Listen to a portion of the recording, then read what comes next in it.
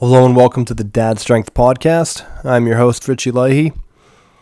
Today, we are going to talk about another item on the essential items list for new dads, and that item is going to be a bassinet.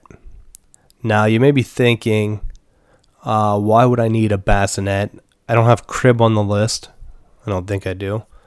The bassinet is important for the first couple weeks of your child's life. Now, if you're a first-time parent, it's going to be the scariest thing that you've ever went through in regards to caring about someone else, because their child's going to look so helpless at night, kind of just on their own. You're not sure. You hear a lot of scare tactics about SIDS and other things I touched on early in this podcast, way back in like episode 5 or 6 maybe. This is before we did the essential items list for new dads and the developmental guides. But a crib is kind of a big environment, a big area for your kid. You could go directly into a crib.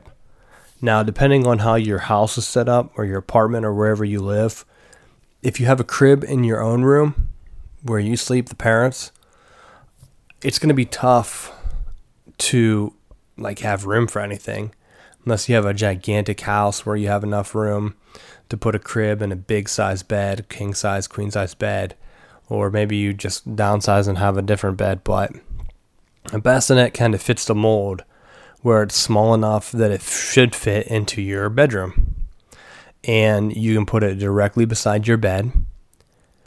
It's better than having the kid sleep in bed with you, for the reason that I'm a big guy, over 6 foot, 200 pounds. If I roll over, I don't want to crush my kid. I know other parents, I've heard about it happening. I've seen some stories in the news. I know other parents are scared too. They do have little separators that you can get. Think of it sort of like a doggy bed. And we did get one of these. We just didn't end up really using it. I thought it might be useful to have our daughter kind of maybe take a nap on the couch if we're at a friend's house or somewhere, or even on their bed. It just prevents them from rolling out of the bed. So, and it's only used whenever they're very, very little. Once they are able to roll around, yeah, they could roll over the end of the little doggy bed, basically. I don't know what they're called, but a bassinet is kind of like a mini bed for your child. Now, we had a hand-me-down one. I think it was actually mine when I was a kid, or at least one of my siblings, but it was wooden. I think it was like a wicker, so it was like a hand-stitched wicker, and it's actually pretty nice. Stood the test of time. So it's wooden. There are metal rails to keep it in place. The legs actually fold up. It is on rollers, so you can roll it around the room if you need to. So let's say your child starts to cry or they're getting restless, you can roll to the other side of the room and check on them or feed them, do whatever you need to do. It's also good because when our daughter was put in her own room, I would sleep through her cries. Now, maybe you wouldn't do that, but the bassinet eliminates that chance whenever your child's first born. So what I would do is we took her home, let her take naps on me, let her take naps on her mother, whatever she needs to do to sleep. Like I said, we did have the in-bed sleeper, which is kind of like a doggy bed. You put her in that. She doesn't roll around. Now, if both of us were in the bed, I definitely didn't feel comfortable using it. But, I mean, we had it. Like I said, it's good if you were going somewhere, maybe even like a small toddler bed you can put her in and use that to kind of hold her in place. She slept in it a few times, so we did get some use out of it. But the bassinet for our bedroom was perfect because, like I said, it's on rollers. You can pull her close to you in the middle of the night. What we did to keep her warm was we draped a blanket over the top. Definitely do not give your kid anything. There's a pad in the bassinet. We also had one of those things, which I'm pretty sure we didn't talk about baby monitors yet, But we had one of the pads that, like, the sensor ones that were supposed to alert you or beep if they stopped breathing, for like the SIDS, where you could jump up and grab her. Did it go off? Yeah, sometimes for no reason, because she had like moved off the pad and it started beeping, or like she was leaning up a little bit. Did she ever stop breathing? I don't think so. So it kind of added an extra fear factor.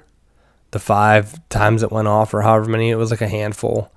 That extra fear factor definitely wasn't worth it. When you're in bed, you jump up when you hear some beeps, thinking it's alarm, then realizing your child might not be breathing. Scary moments. But the bassinet, it is handy. Like I said, you can put it right beside your bed. If they're crying or whimpering, you can give them some milk, especially whenever they need feedings throughout the night. It's perfect because you can just sit up. If you're breastfeeding your partner or the mother, or if it's you, you can grab her baby, feed him, go ahead and put him right back in the crib, and then lay him back to sleep. That way the dad doesn't have to wake up. Now, if it's a dad with a bottle, perfect. You can kind of lay in bed, just drip your hand in with the bottle and hold it so that your baby can feed while they're in the bassinet. I know that's something that works out pretty good. And you don't have to worry about like getting up, because you know as an adult that if you get physically out of bed in the middle of the night, even to go to the bathroom, it's a little bit harder to fall asleep than if you just roll right back over. So you hear the baby crying, you feed her the bottle, then you roll back over. Your body, your muscles are still relaxed. They're not actually pumping any blood by moving around. Unless, like I said, well, you could kind of pull with just an arm, pull the baby close to you or whatever. I mean, we had her sleep right beside the bed. And like I said, it's on wheels, so if you need to get out to go to the bathroom, you can kind of just wheel her away a little bit, make yourself a little bit of a path. But that's why the bassinet is handy. It's great to have your child sleep with you, but not quite in bed with you. Something that I would never start. I know some people that had their child sleep in bed with them, and then it was very hard to break it. Maybe that was with an in-bed sleeper, I'm not sure. But it was very, very hard to get the child to sleep on their own. The bassinet already gives you that degree of separation. So they're used to sleeping in a bed by themselves. Then once they start to grow out of the bassinet, you just transition them right into a crib. Like I said, could the crib be in your room? It could be. When we went for the crib, we put the crib directly in the second room. And that's whenever I slept through the night. I didn't hear her anymore. Didn't wake me up.